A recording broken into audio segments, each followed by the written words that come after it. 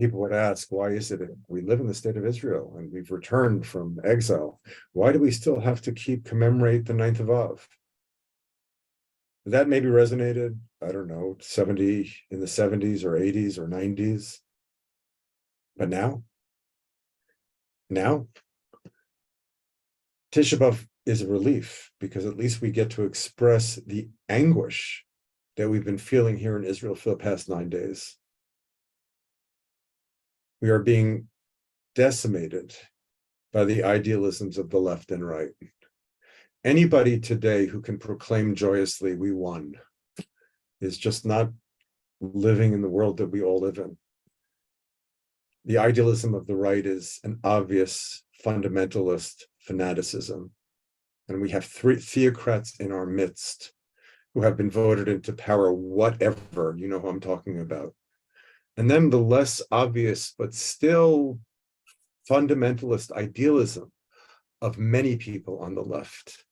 And what's so dangerous about the situation now is the right has created its mirror image, and the extreme left and the extremes love each other.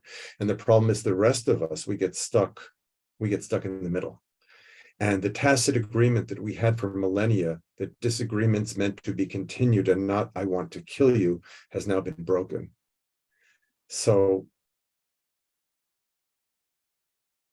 it's hard not to feel exile, not only exile of a nation, but the exile personally that Jeremiah feels. If you think in this country the left is the problem or the right is the problem, if you think that, you're part of the problem. I'm not saying you can't lean one way or feel certain people are responsible for certain things, but if you only understand your position and not the position of your so-called opposite, you are part of the problem. And we have to together, because somebody has to stand up and lead, somebody, and say we want to go back to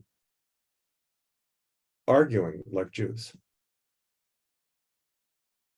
Tisha B'Av is a day of unredeemed mourning, and yet,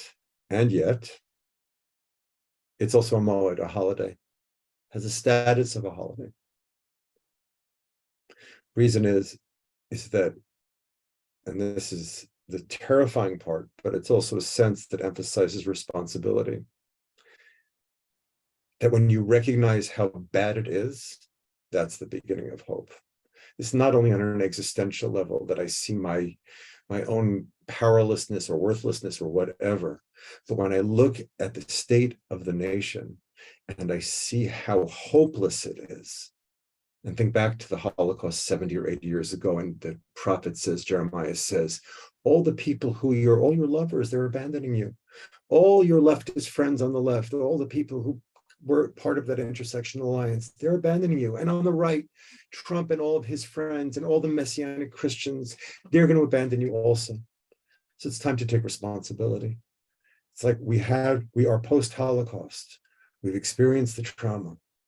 We are living out the trauma. It says the prophet says that Jews, Zion is the nation of Avelis. And we are. And the usual mourning, the mourning is a productive mourning. I look back at the past and I move forward. Today we just dwell on the past, and we dwell on the past so that there can be a possibility of moving forward.